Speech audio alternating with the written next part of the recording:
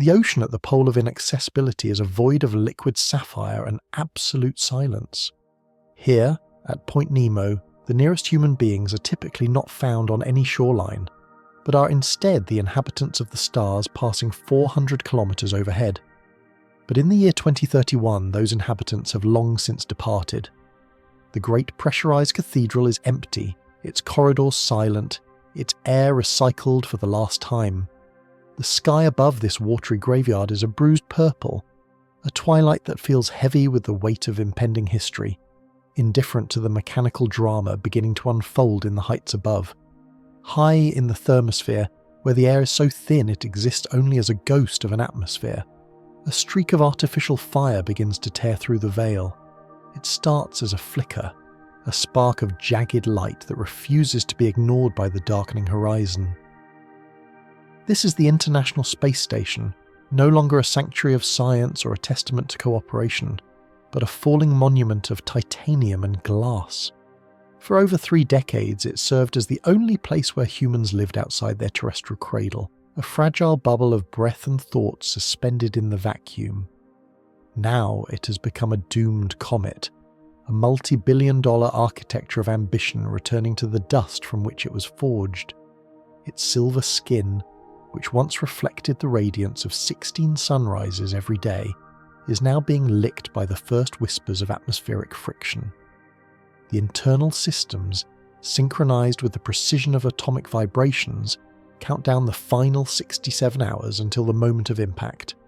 There is no one left within the modules to hear the hum of the cooling fans or the rhythmic click of the relays, yet the station remains hauntingly alive in its terminal phase. Its sensors, powered by the final desperate trickles of energy from the solar arrays, continue to record the physics of their own destruction. They measure the exact density of the upper atmosphere with a resolution no ground-based instrument could ever achieve, feeling the air thicken molecule by molecule as the altitude drops. They map the precise tilt of the magnetic field of the Earth, sensing the invisible lines of force that have guided the station through hundreds of thousands of orbits. Every byte of information streaming back to the surface is a sacred transmission, a digital testament to the final moments of a sovereign outpost. The station knows its own decaying velocity in a way that is purely mathematical and utterly cold. It understands that its forward momentum, once its shield against the pull of the world, is no longer sufficient to defy the gravity of the planet below. It records the increasing heat on its leading edges, the subtle vibration of the truss as the first stray atoms of nitrogen and oxygen strike the forward modules like microscopic bullets. This data will never be read by a human hand within these walls, yet it flows downward in a continuous stream, a digital consciousness detailing the anatomy of a catastrophe. The structure is a sprawling complex of laboratories and living quarters, a labyrinth of interconnected cylinders that once represented the height of human engineering. Now, as it descends through the 280-kilometre mark, the geometry that once provided safety begins to work against it. The massive solar arrays, designed to harvest the energy of the sun, have become drag-producing sails. They catch the thickening air, creating a torque that twists the entire station. The docking latches, which held together modules from a dozen different nations, begin to groan under the mechanical stress. The station is no longer a singular, graceful entity. It is a collection of masses fighting a losing battle against the fluid dynamics of the high atmosphere. Below, the surface of the South Pacific remains undisturbed. The waves at Point Nemo move with a slow, rhythmic indifference, unaware that the pinnacle of human achievement is about to be buried in their depths. The sky continues to darken, the bruised purple deepening into a void black that mirrors the space the station is leaving behind. There is a profound loneliness in these final 67 hours. We spent decades and billions of dollars to keep this fragile bubble hovering in the vacuum, nursing it through solar flares, micrometeoroid impacts, and the slow decay of its own components. We treated every leak and every failing battery as a crisis of the highest order. Now, we watch as the cold reality of orbital mechanics reclaims its prize. Why does every byte of data still feel like a sacred transmission as the end nears? It is because the station is more than metal and wires. It is a witness. It has seen the Earth as a whole, without borders, wrapped in a thin, glowing ribbon of atmosphere. It has recorded the shifting of the ice caps, the bloom of plankton in the oceans, and the glittering lights of human civilization at night. Even now, as it prepares to break apart and vanish, it continues its duty. It translates the silent, invisible laws of physics into a language of numbers and graphs. It is the way we look back at our world from the outside, and its destruction is the closing of a great eye that has watched over us for a generation. As the 67-hour window begins to close, the station enters the lower reaches of the thermosphere. The heat begins to rise from a mere suggestion to a searing reality. The outer thermal blankets, which protected the astronauts from the extreme temperatures of space, begin to char and peel away. The station is shedding its skin, revealing the skeletal frame beneath. The light it emits is no longer reflected sunlight. It is the glow of plasma. The International Space Station is becoming a star, a brief and violent sun born from the friction of its own homecoming. The descent is no longer a slow decay. It is a plunge. The data stream becomes more frantic, recording the failure of secondary systems, the loss of pressure in the external tanks, and the final, agonizing screams of the airframe as it prepares to surrender to the abyss.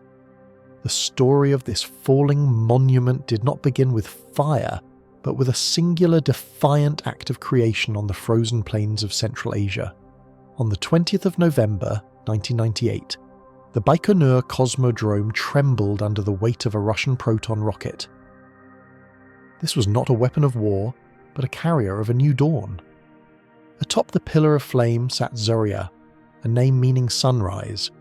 This initial module was a 19-ton masterpiece of pressurized aluminum and steel, designed to provide the first heartbeat of power and propulsion for a dream that many deemed impossible. As Zarya cleared the atmosphere and shed its fairings, it unfurled its solar wings like a newborn creature, marking the first permanent foothold in the silent vacuum. This was the era of the geopolitical miracle. Only a few years prior, the two superpowers had stood at the precipice of mutual destruction, their missiles aimed at each other across the polar ice. Now, the very engineers who had designed those engines of annihilation were collaborating on a laboratory for the benefit of all. The Cold War had thawed, leaving behind a world hungry for a shared purpose. The International Space Station became that purpose, a neutral ground where the friction of terrestrial politics was replaced by the shared necessity of survival in an environment that offered no second chances. The second piece of the puzzle arrived only weeks later, carried into the heavens by the Space Shuttle Endeavour. On the 4th of December 1998, the American orbiter chased Zarya through the darkness.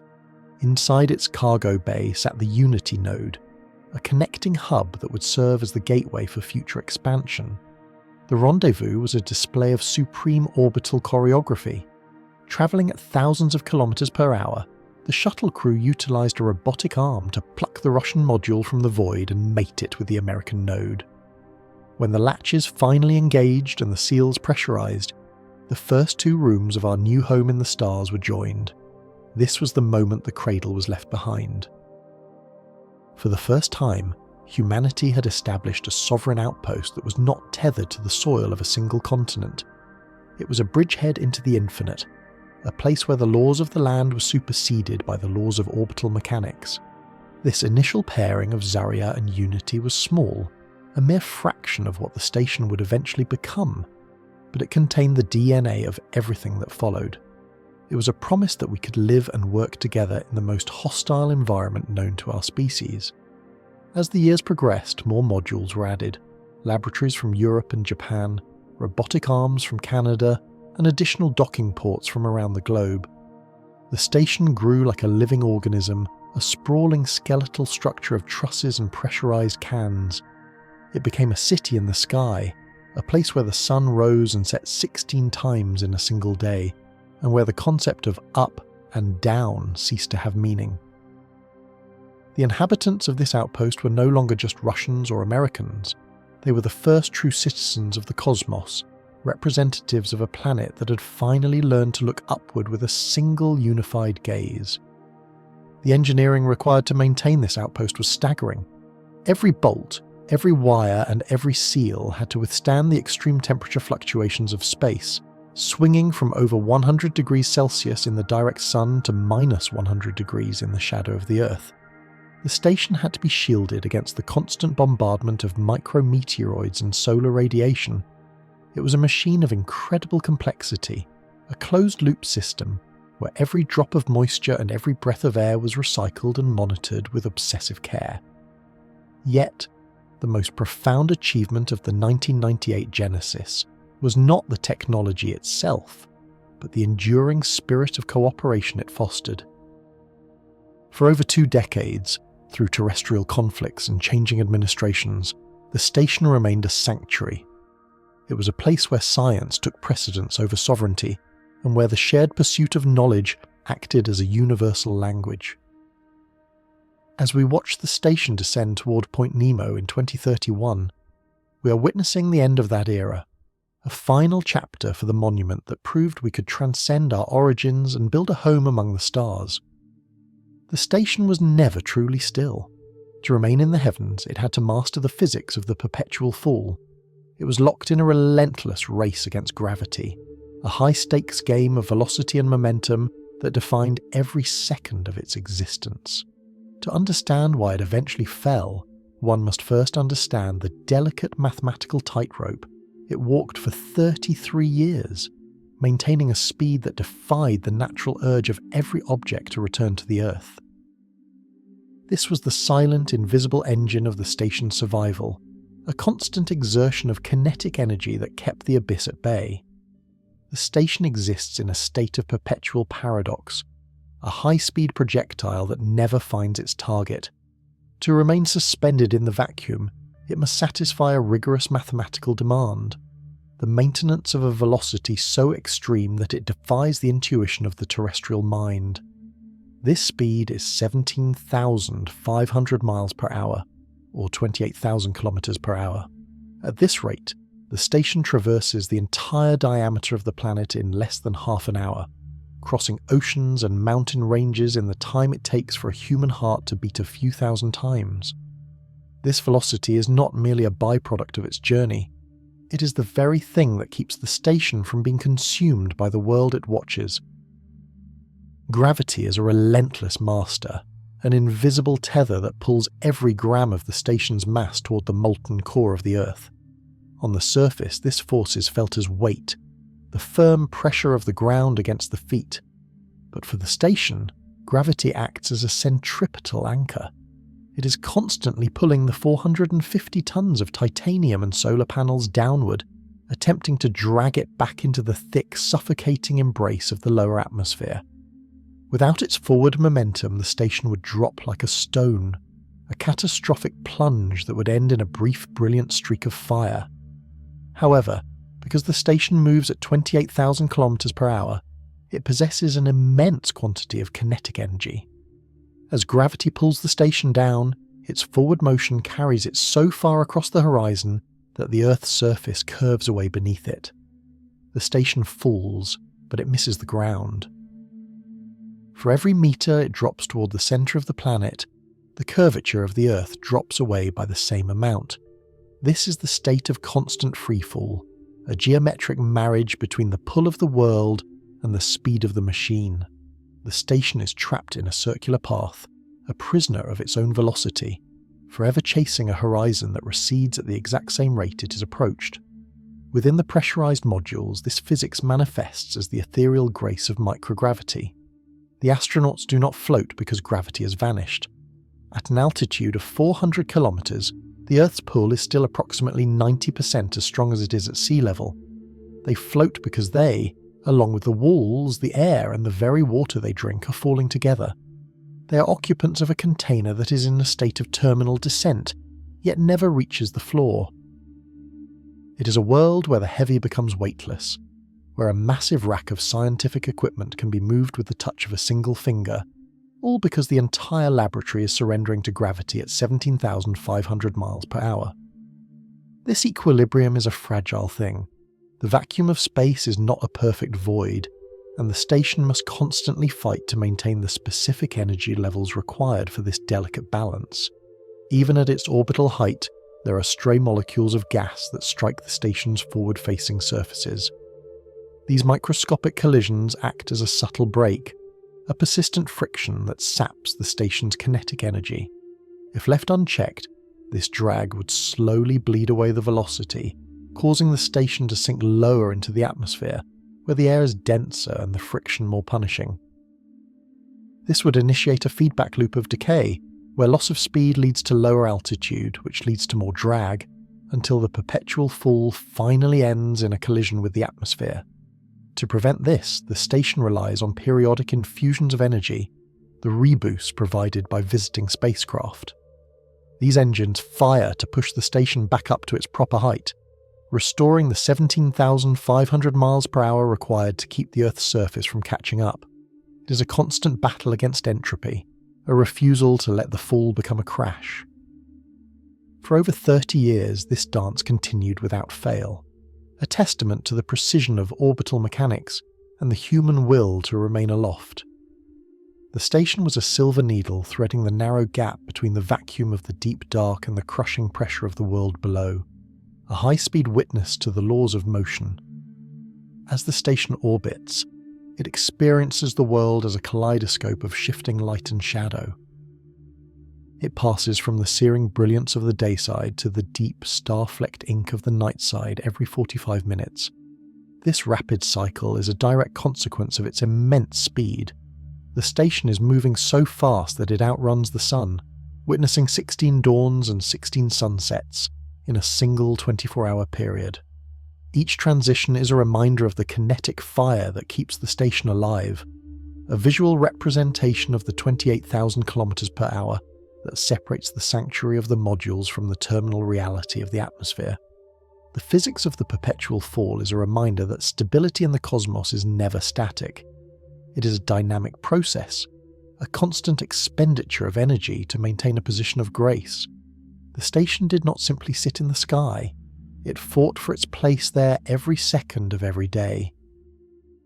It was a projectile that had mastered the art of missing the ground, a monument to the idea that with enough speed and enough precision, even the most relentless pull can be transformed into a path of infinite possibility. But even this mastery has its limits, and the very air that the station once glided through would eventually become the instrument of its undoing. The vacuum of space is a convenient lie, a simplification taught to those who remain anchored to the ground.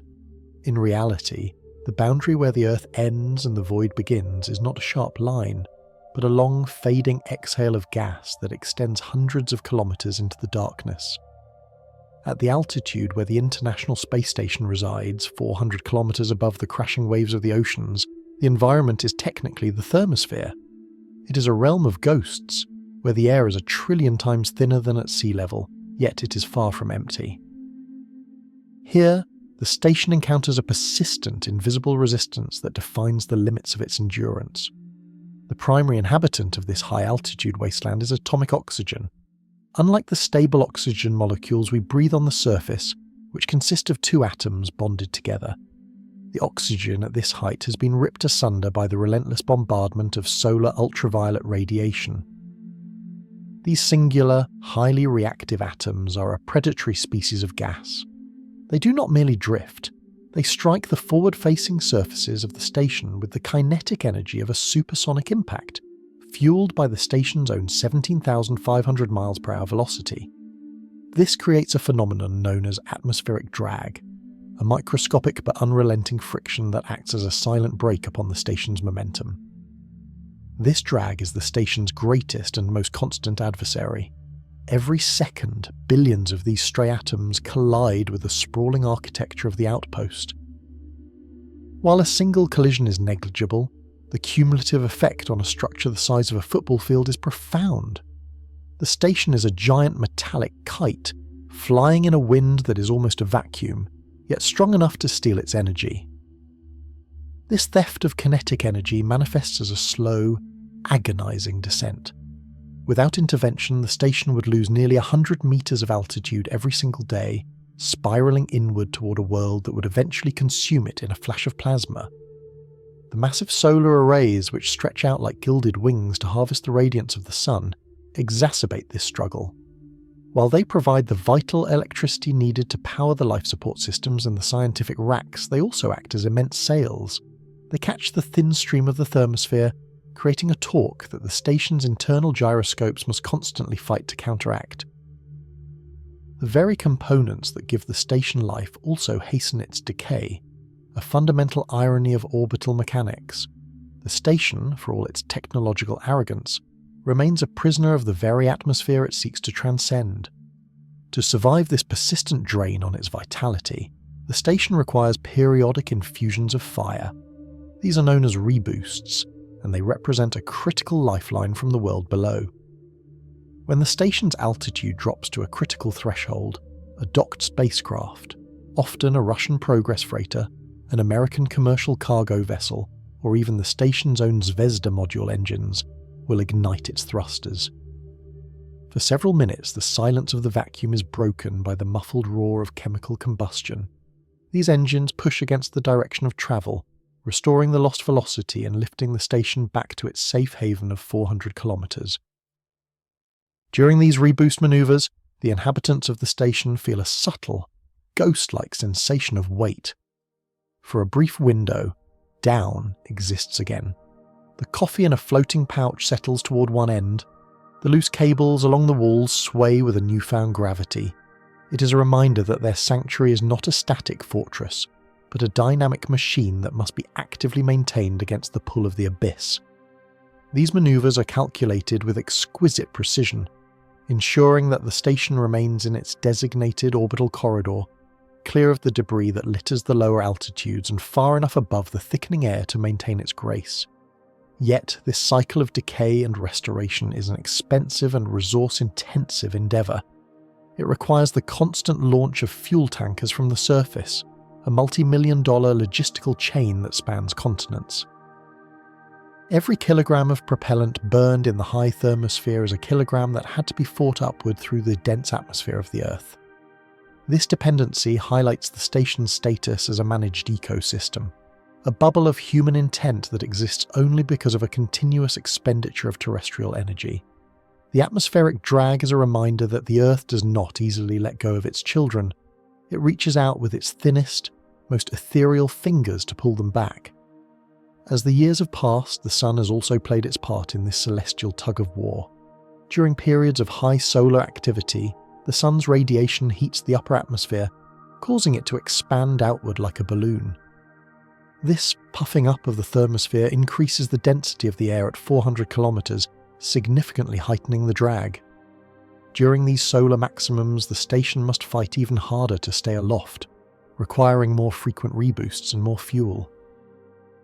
The station is thus intimately connected to the cycles of the Sun, its very survival dictated by the temperamental outbursts of our local star.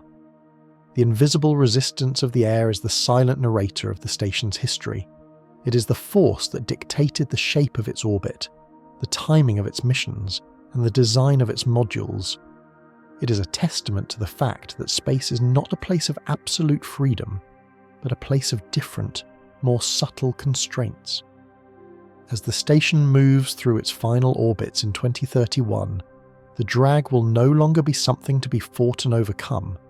It will become the final embrace, the hand that leads the monument of titanium and glass down from the heavens and into the waiting arms of the Pacific.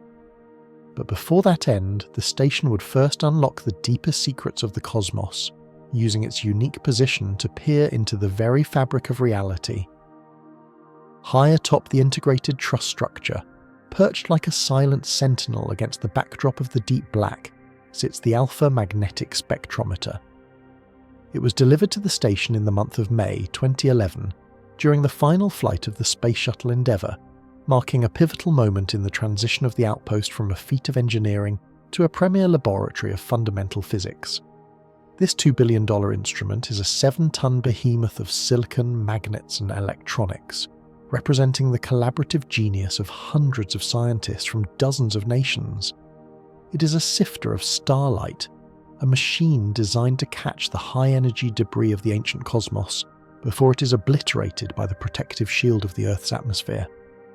On the surface of the planet, the thick blanket of air serves as a vital barrier for life, but for a particle physicist, it is a frustrating veil.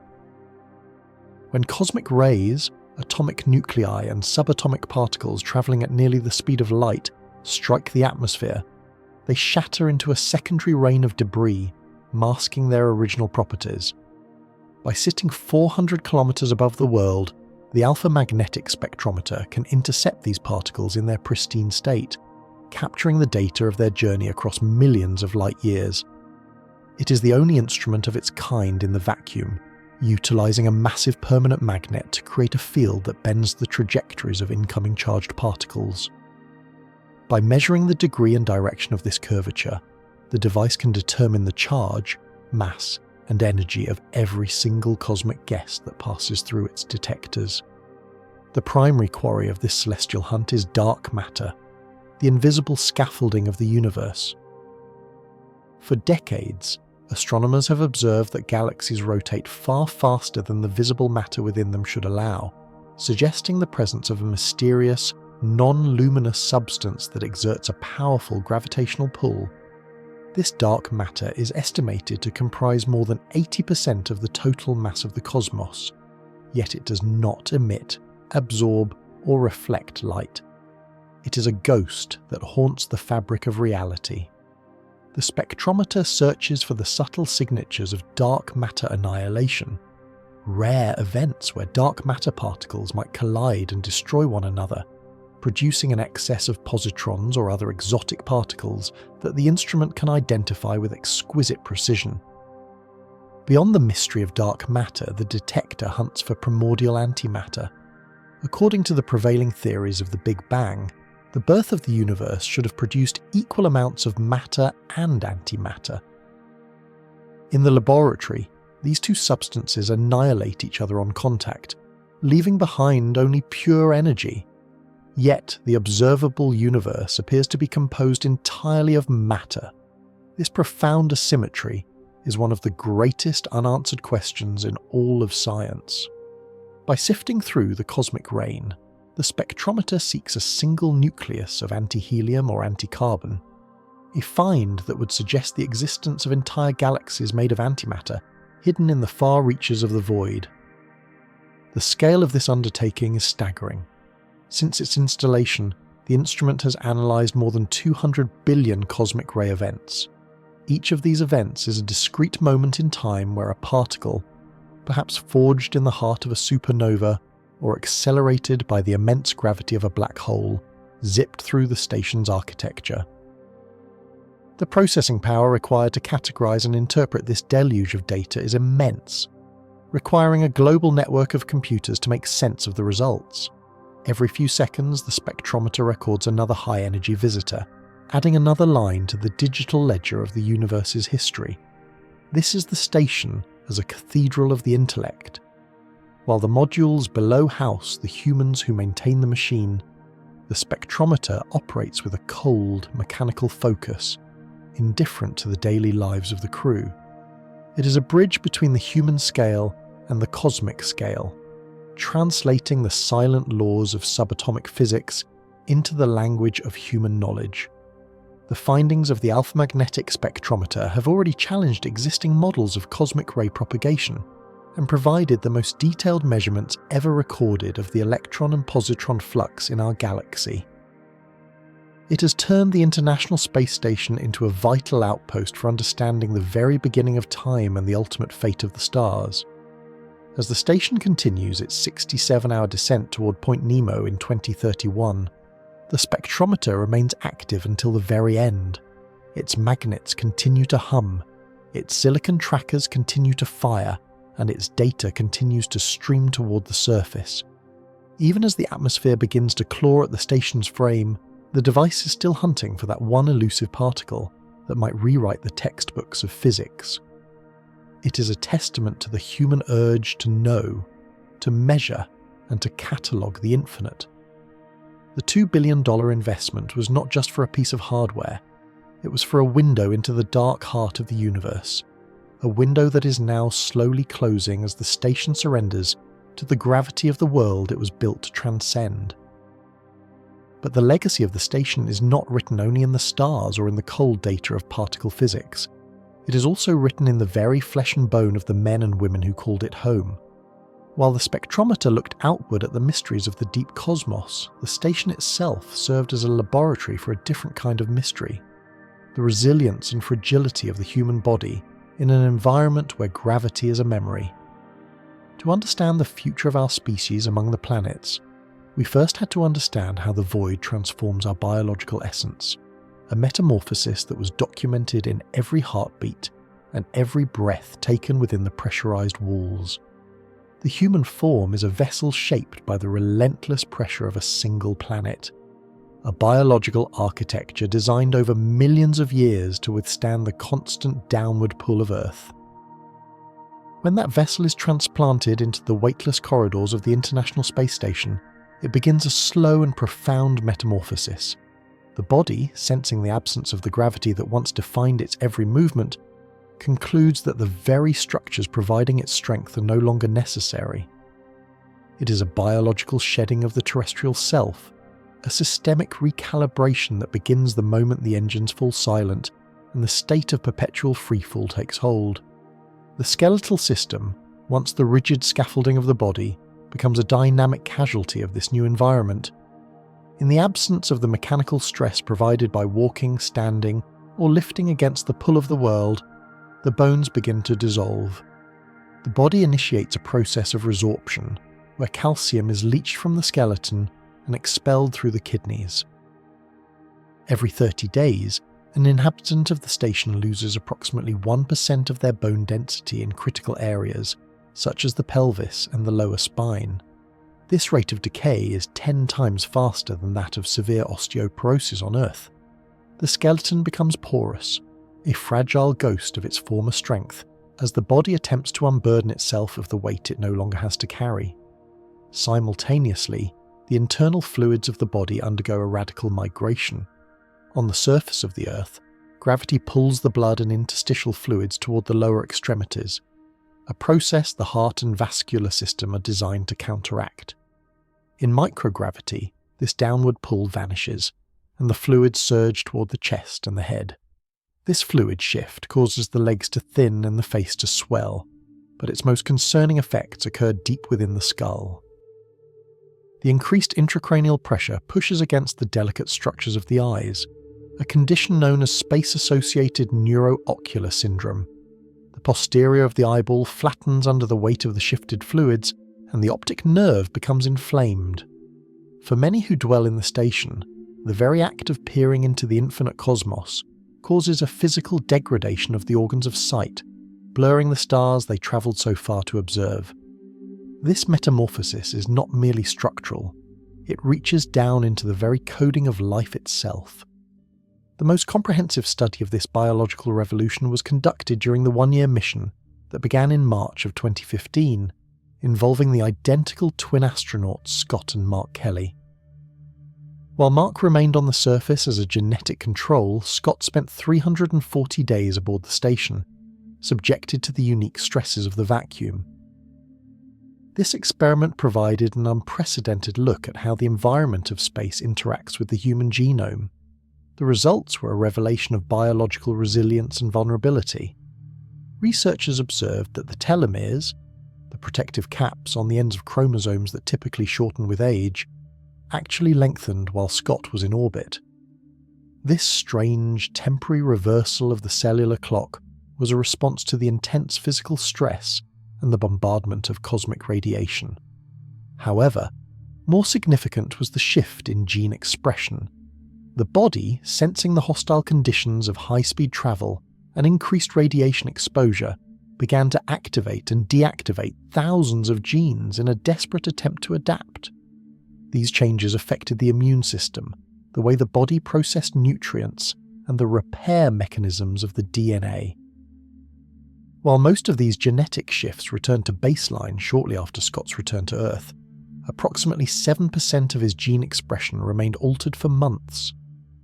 The station had acted as a forge, its environment of radiation and weightlessness hammering at the double helix of his genetic code.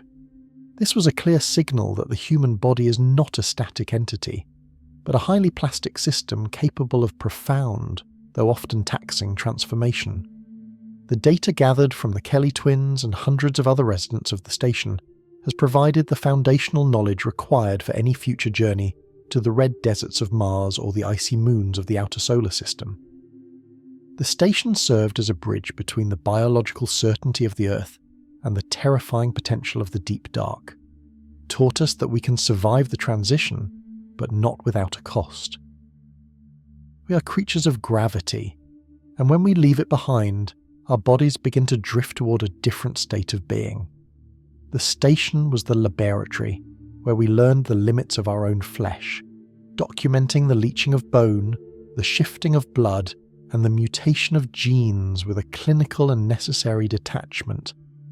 This biological data, like the particle physics recorded by the spectrometer, was a vital part of the station's sacred transmission. It was the record of our first tentative steps into a realm where we do not belong, a map of the physiological territory that must be mastered if we are ever to become a multi-planetary species.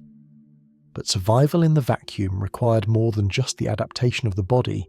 It required the creation of a closed mechanical ecosystem that could turn waste into life. Deep within the humming modules, a different kind of alchemy was taking place, a chemical reaction that allowed humans to breathe and drink in a place where nature provided nothing but a void. The mechanical heart of the station beats with a rhythmic chemical precision, performing a feat of molecular alchemy that defies the scarcity of the vacuum. This is the Sabatier system, a testament to human ingenuity named after the French chemist who first described its potential in the year 1897. In the hostile silence of orbit, where every litre of water and every breath of air must be hauled upward at immense cost, this system serves as the cornerstone of a closed-loop existence. It is a machine that transforms the very waste of the human body into the fuel for its continued survival, a cycle of renewal that has allowed the station to remain inhabited for more than 2 decades, without a single moment of total depletion. The process begins with the most basic of human necessities, the act of breathing. Every person aboard the station exhales carbon dioxide, a gas that would quickly become a lethal poison within the confined volume of the modules if left unmanaged.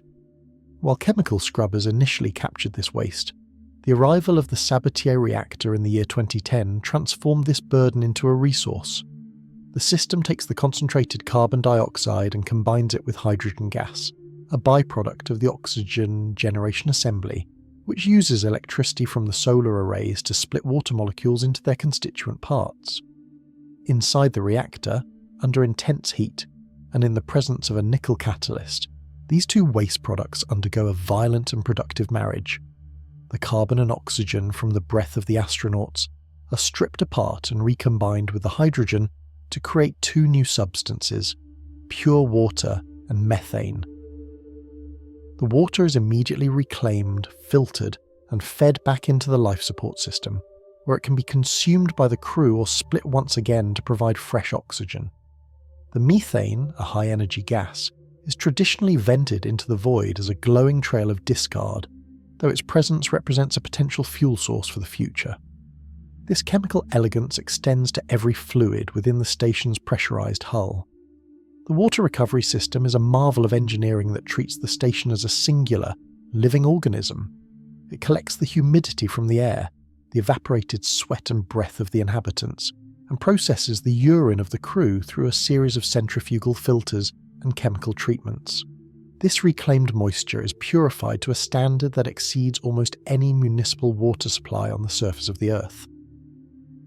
Within the station, the distinction between waste and resource dissolves. The coffee consumed in the morning becomes the water of the afternoon, a continuous loop of hydration that reduces the need for resupply from the surface by thousands of kilograms every year. The Sabatier system is more than just a survival mechanism for low Earth orbit. It is a critical prototype for the eventual colonization of the Martian surface. On the red planet, the atmosphere is composed of 95% carbon dioxide. By bringing a Sabatier reactor and a small supply of hydrogen to Mars, future explorers will be able to manufacture their own water and methane propellant directly from the Martian air.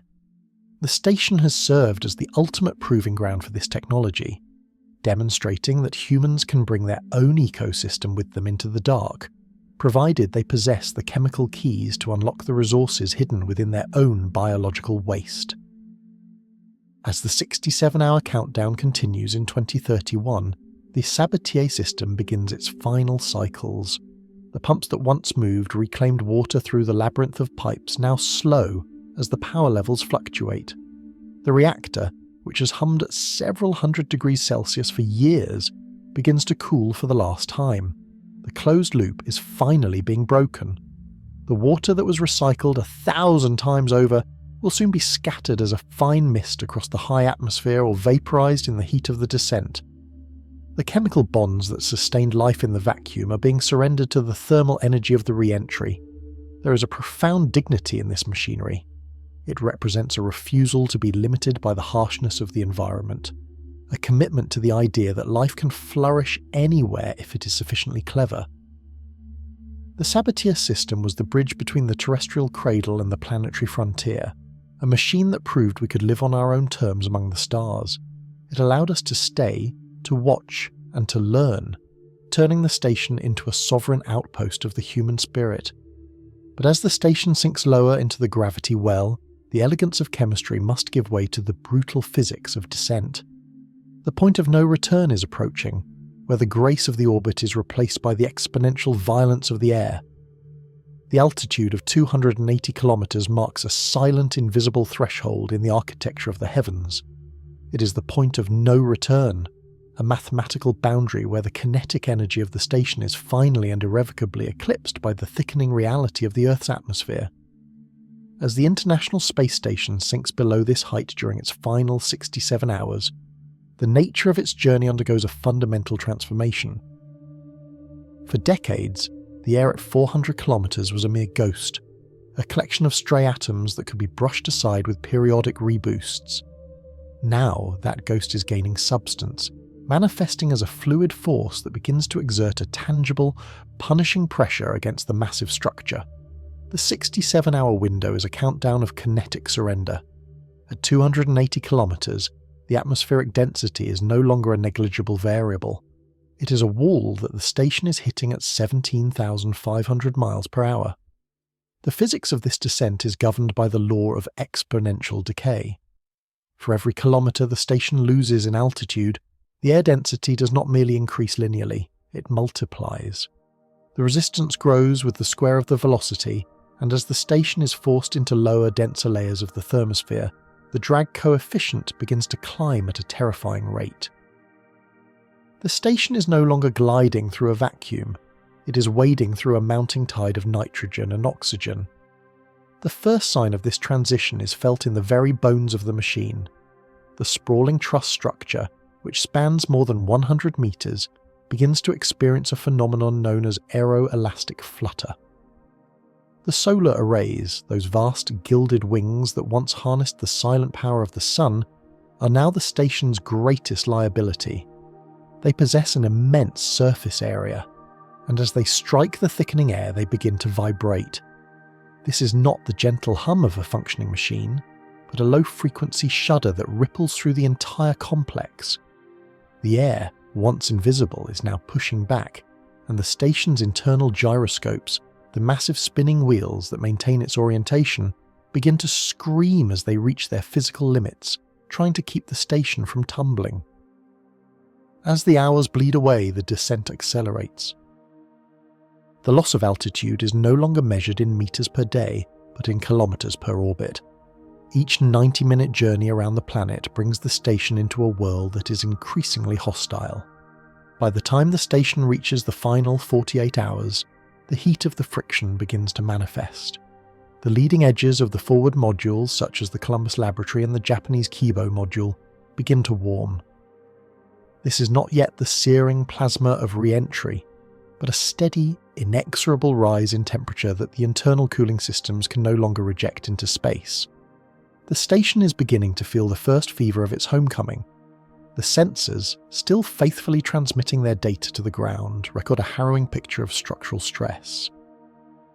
The docking latches, the complex mechanical interfaces that have held the various modules together through decades of thermal cycles and visiting vehicle arrivals, are now being subjected to torque forces they were never designed to withstand.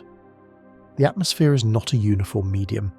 It contains ripples and waves of density, and as the station hits these patches at 28,000 kilometers per hour, it experiences a series of mechanical shocks. The entire 450-ton assembly begins to groan, a sound transmitted through the metal frames as the architecture of cooperation begins to buckle under the weight of the air. At this stage, the station has become a prisoner of its own geometry. The very complexity that made it a marvel of engineering now ensures its destruction. The asymmetrical nature of the station, the way the modules are clustered and the trusses extend, means that the atmospheric drag is not applied evenly. This creates a massive rotational force, a desire for the station to spin like a lopsided top.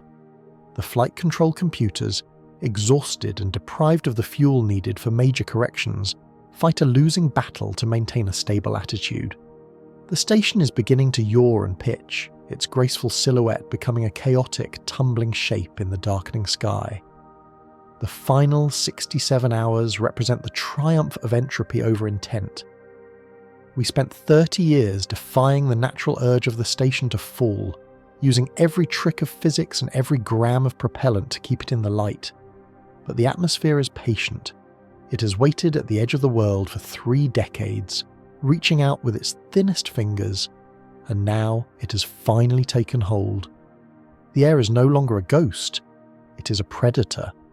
It is stripping away the station's velocity, turning its immense kinetic energy into heat and vibration. The perpetual fall is no longer a state of grace, it has become a terminal plunge. As the station crosses the 250-kilometer mark, the data stream becomes a chaotic map of failure. Pressure sensors in the external tanks report rapid fluctuations as the structural integrity of the hulls is tested. The power from the solar arrays begins to fail as the vibration tears at the delicate silicon cells and the wiring harnesses. The station is dying, not from a single catastrophic event, but from the cumulative, exponential violence of the air. It is a monument that is being dismantled by the very planet it was built to study, a return to the terrestrial realm that is as inevitable as the setting of the sun. The stage is now set for the final, most violent act, where the architecture of the heavens will be torn asunder by the heat of its own speed. The atmosphere at 150 kilometers is no longer a suggestion of gas. It is a physical hammer striking the station at 17,500 miles per hour. At this depth, the International Space Station ceases to be a sovereign outpost and becomes a victim of fluid dynamics. The structural agony begins in the most expansive and fragile of its components, the 8 massive solar arrays. These gilded wings, which for 3 decades track the sun with the silent precision of a sunflower, are now caught in the mounting gale of the mesosphere. They were designed to harvest photons in a vacuum, not to withstand the blunt force of nitrogen and oxygen. They have become immense, unintended sails, catching the thickening air and generating a torque that the station's skeletal frame was never built to endure. The arrays do not simply break, they undergo a violent, shimmering disintegration. The thin blankets of silicon and polyimide film ripple and snap like flags in a hurricane. The beta gimbal assemblies, the mechanical joints that once allowed the arrays to rotate, are the first to surrender. Under the mounting pressure, the metal housings of these joints twist and seize. The long, delicate masts that supported the blankets buckle, folding back against the direction of travel until the tension reaches the breaking point.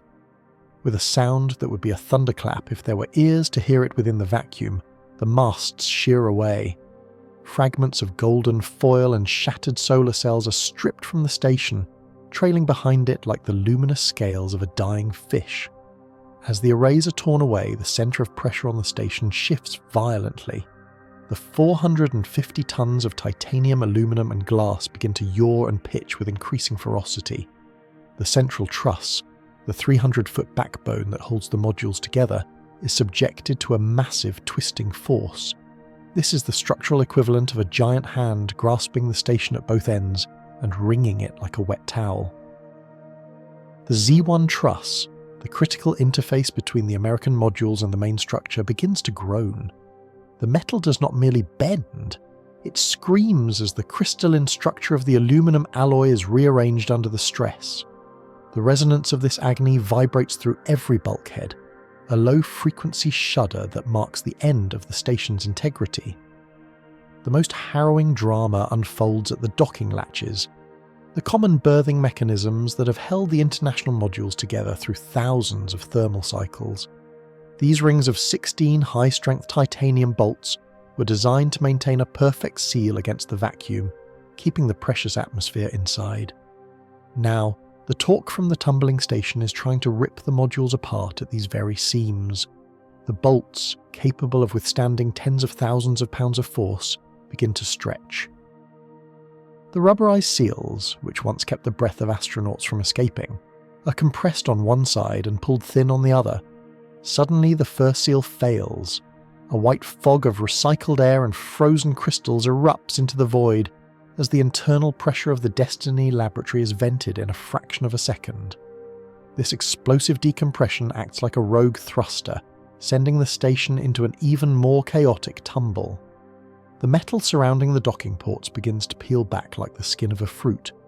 The screaming of the airframe intensifies as the atmosphere of the Earth begins to force its way into the gaps, a searing wind that is already beginning to glow with the first hints of plasma. The architecture of cooperation is now an architecture of ruin. The Japanese Kibo module, with its massive pressurized section and external platform, begins to pull away from the Harmony node. The bolts shear with the sound of rifle shots, their heads snapping off and ricocheting into the darkness. The station is no longer a singular entity. It is a collection of warring masses, each responding differently to the atmospheric drag. The European Columbus module, the Russian Zvezda service module, and the American laboratories are all being pulled in different directions by the invisible fingers of the air. The internal racks of scientific equipment, which once held the secrets of dark matter and bone density, are torn from their mountings as the modules themselves begin to deform. The glass of the cupola, the 7-windowed observatory from which humans looked down upon their world for 20 years, is now facing the direction of travel. The thickening air strikes the quartz panes with immense pressure. Though the glass is thick and reinforced, the frames holding them are being twisted by the agony of the surrounding structure. A web of cracks begins to spread across the central window, the very pane through which countless astronauts saw the curve of the Earth. As the station descends below 130 kilometers, the heat begins to climb toward the thousands of degrees. The metal, already weakened by the mechanical torque, begins to soften. The station is now a tumbling, incandescent wreck. The solar arrays are gone, the trusses are buckled, and the modules are beginning to separate into their constituent parts. The final 67 hours have compressed into a final few minutes of terminal violence. The sanctuary of science is being dismantled by the very laws of physics it was built to study. The metal is no longer screaming, it is melting. The titanium and glass are surrendering to the entropy of the descent, preparing to become a shower of molten rain over the South Pacific.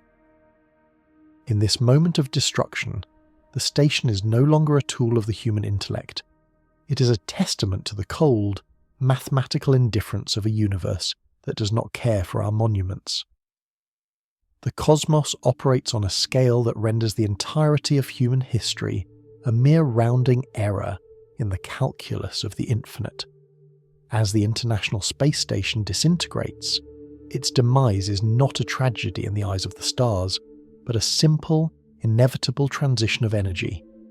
The vacuum of space is not a hostile antagonist. It is an absolute indifference, a silent medium that does not register the presence or absence of the pressurized bubbles we call home. The stars, burning with the fury of fusion for billions of years, do not pause in their slow, majestic cycles to acknowledge the loss of a few hundred tons of aluminum and titanium. To the universe, The station was never a sanctuary or a cathedral. It was merely a temporary concentration of matter, a brief anomaly in the overwhelming expanse of entropy. The laws of thermodynamics are the only true sovereigns of the heavens. They dictate that every ordered structure, from the crystalline lattice of a diamond to the complex architecture of an orbital laboratory, must eventually surrender to the mounting tide of disorder. The station's existence was a prolonged struggle against this fundamental truth. We spent 3 decades and billions of dollars to maintain a state of low entropy in a high entropy environment. We pumped energy into the system, recycled every molecule of water, and repaired every failing seal, all to preserve a tiny pocket of order against the inevitable. But the universe is a closed system with a long memory, and it eventually reclaims every debt. The descent into the atmosphere is the final audit, the moment when the energy borrowed from the Earth's chemical fuels is returned to the environment as heat and light. We take pride in our mastery of the Sabatier reaction, the chemical elegance that allowed us to recycle breath into water. Yet the universe has been performing far more complex transmutations in the hearts of stars since the beginning of time. In the core of a distant red giant, carbon and oxygen are forged in fires that would vaporize the station in a heartbeat. Our most sophisticated life support systems are but crude imitations of the elemental cycles that govern the birth of solar systems. We celebrated the mapping of dark matter with the alpha magnetic spectrometer, believing we were peeling back the veil of reality, but the dark matter itself remains unmoved by our observation. It does not feel the touch of our sensors. It does not acknowledge the 200 billion cosmic ray events we so meticulously catalogued. It simply continues to exert its silent gravitational influence, a ghost in the machine that has no interest in being discovered. The destruction of the station is a momentary flicker of heat, a tiny spark in a dark room that is quickly extinguished. The 13.8 billion years of cosmic history have seen the birth and death of entire galaxies, the collapse of stars into black holes, and the collision of worlds on a scale that defies the limits of human perception. In this context, the 67-hour descent toward Point Nemo is a microscopic event, a disturbance in the local atmosphere that will be smoothed over by the winds of the Pacific in a matter of days. The vacuum does not mourn the loss of the station's pressurized modules, nor does it celebrate the return of the titanium and glass to the terrestrial dust. It is a machine without a ghost, a sequence of causes and effects that proceeds with the terrifying precision of a clockwork mechanism. The silence of the void is not the silence of a grave, but the silence of a process that has no need for sound. When the docking latches scream and the metal twists, those sounds are contained within the thin skin of the modules, a desperate local vibration that cannot propagate into the vacuum. Outside, there is only the cold geometry of the descent. The station's trajectory is a line of code being executed by the gravity of the Earth. There is no malice in the atmospheric drag, no anger in the friction that turns titanium into liquid fire. It is simply the result of matter meeting matter at extreme velocities. The universe does not recognize the station as an achievement of the human spirit. It recognizes it only as a mass with a specific velocity and a specific drag coefficient. The human ego finds it difficult to accept this level of unconcern. We imbue our creations with meaning, seeing the International Space Station as a pressurized cathedral of shared intent. We view its end as the closing of a chapter in the human story. But the story of the universe is written in the language of mathematics, and in that language, the concepts of hope and peace are absent. There is only the conservation of energy and the increase of disorder. The station's kinetic energy, carefully built up by the roar of chemical rockets over 30 years, is being converted into thermal energy, which will then radiate away into the cold sink of the night sky. The books are being balanced, and the universe is indifferent to the identity of the debtor. The mapping of dark matter, the search for antihelium, the study of bone density. These were the obsessions of a species trying to find its place in the grand design. But the design does not require our understanding to function. The galaxies will continue to rotate, the stars will continue to drift apart, and the eventual heat death of the cosmos will proceed on its multi-trillion-year schedule, regardless of whether a pressurized cylinder of humans once orbited a small blue planet. Our mastery is a local phenomenon, a temporary flare of consciousness in a vast and ancient dark. The station's fall is a reminder that we are not the masters of the laws of physics. We are merely their subjects, bound by the same relentless equations that govern the farthest quasar and the smallest atom. Yet, even within this cold and mathematical reality, there is a reason why the 67-hour countdown feels like a sacred event. The universe may be indifferent, but we are not. We are the only part of this vast, unfeeling machine that has developed the capacity to look back at the gears and ask how they work. The station was our eye, a tool for the universe to witness its own complexity. Its destruction is the end of a specific way of seeing, a loss of a unique perspective that the cosmos itself cannot experience. We are the witness, and in our defiance of the cold indifference of the stars, we find the true meaning of our brief flicker of heat. This meaning is not found in the survival of the metal, but in the clarity of the vision we possessed while we were there. The persistence of the International Space Station was an act of profound biological and intellectual defiance. In a universe governed by the silent, unswerving laws of entropy, where life is a rare and fragile casualty of chemistry, we chose to construct a pressurized cathedral in the very place where breath is impossible. We did not build it because the vacuum invited us, nor because the stars required our company. We built it because the human spirit is a restless, inquisitive fire that refuses to accept the boundaries of its terrestrial cradle. This station was our declaration that the laws of physics are not merely constraints to be obeyed, but a language to be mastered. We spent 30 years maintaining a bubble of air and thought against the crushing weight of the infinite, just to earn the right to witness 16 sunrises and 16 sunsets in a single 24-hour cycle. This perspective, the ability to look down upon the curve of the world and see it as a solitary glowing marble in the dark, is the true legacy of the mission. While the universe remained indifferent to our presence, we were anything but indifferent to the universe. We watched the lightning dance across the clouds of the Amazon, the aurora borealis drape the poles in curtains of emerald light, and the city lights of humanity glitter like constellations on the dark side of the planet. These were not merely observations, they were the moments when the universe, through us, became aware of its own beauty. We are the sensory organs of the cosmos, the specialized cells that have evolved the capacity to translate the movement of atoms and the flow of photons into the currency of awe. As the station enters its final 67 hours and the sensors continue to stream their delta toward the Earth, we are witnessing the ultimate expression of this defiance. To a purely mathematical mind, the act of recording the exact atmospheric density and the precise decay of a doomed structure is an exercise in futility. Why measure the anatomy of a catastrophe that cannot be averted? Why catalogue the failure of a machine that will soon be a collection of molten fragments on the floor of the Pacific? The answer lies in the fact that we are the witness. We are the only part of the cosmic engine that can assign meaning to the data. By recording the details of our own destruction, we are not merely documenting a loss, we are completing the record of a journey. This data is the final transmission of a sovereign outpost that refused to go silently into the night. It is the way we look back at the laws of physics and say, "We saw you. We measured your strength. We understood the mechanisms of our own end." This is not futility. It is the highest form of human agency. We are the way the universe looks back at itself and asks how it began and how it works. Without a witness, the stars burn in a void of meaninglessness.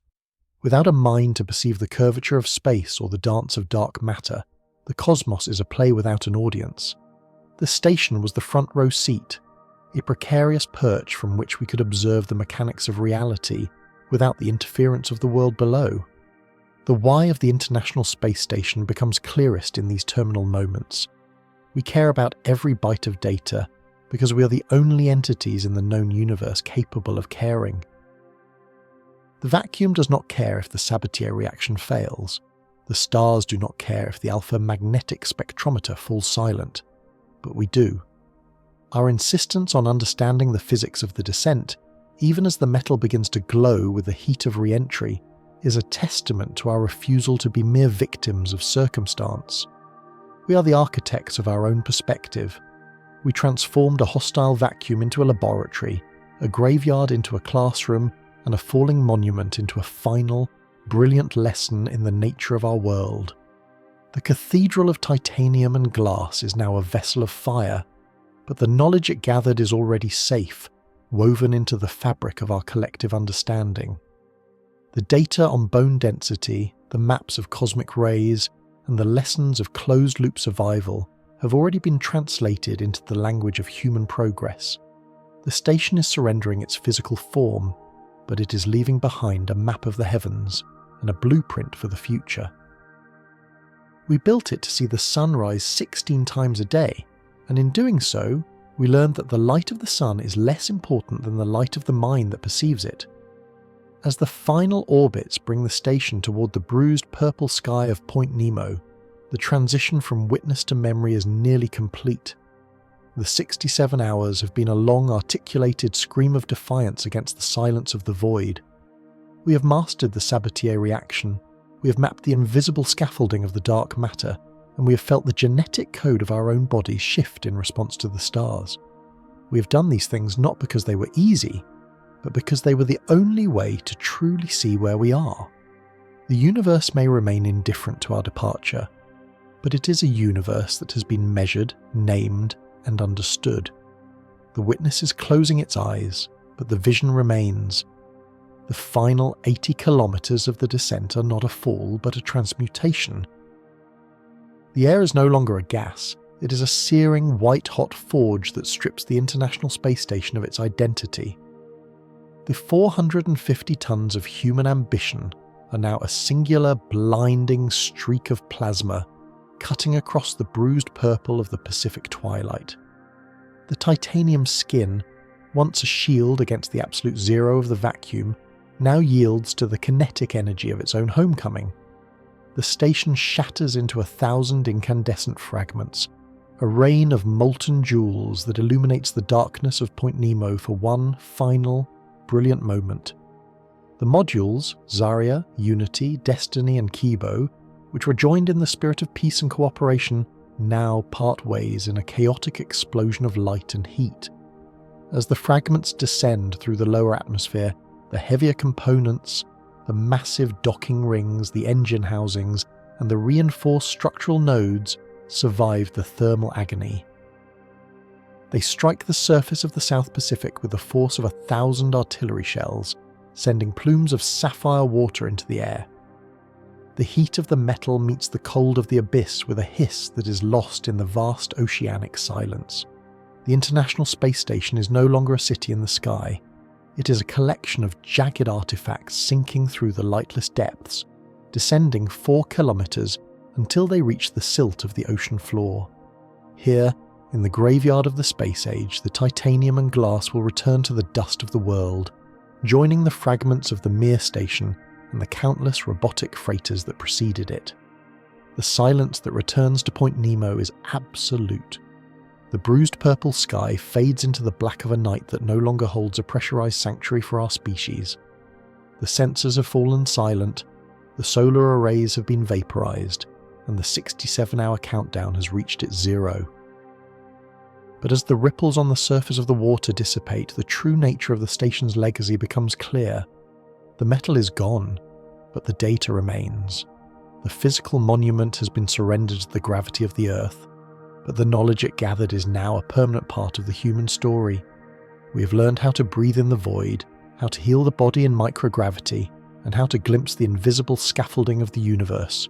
We remain the witness. The laws of physics continue their silent mathematical dance, but they are no longer unobserved. We have proven that humanity can build a home among the stars, and that we can maintain our curiosity even in the face of cosmic indifference. The station was a bridge, and though the bridge has been dismantled, the shore it led us to is now within our reach. We have looked back at our world from the outside and seen it for what it truly is, a fragile, borderless miracle that requires our stewardship. The destruction of the station is not an end, but a transition, a necessary clearing of the way for the next great cathedrals we will build on the lunar surface and the red plains of Mars. Our role in the cosmos is to translate the silent language of the universe into the vibrant language of human meaning.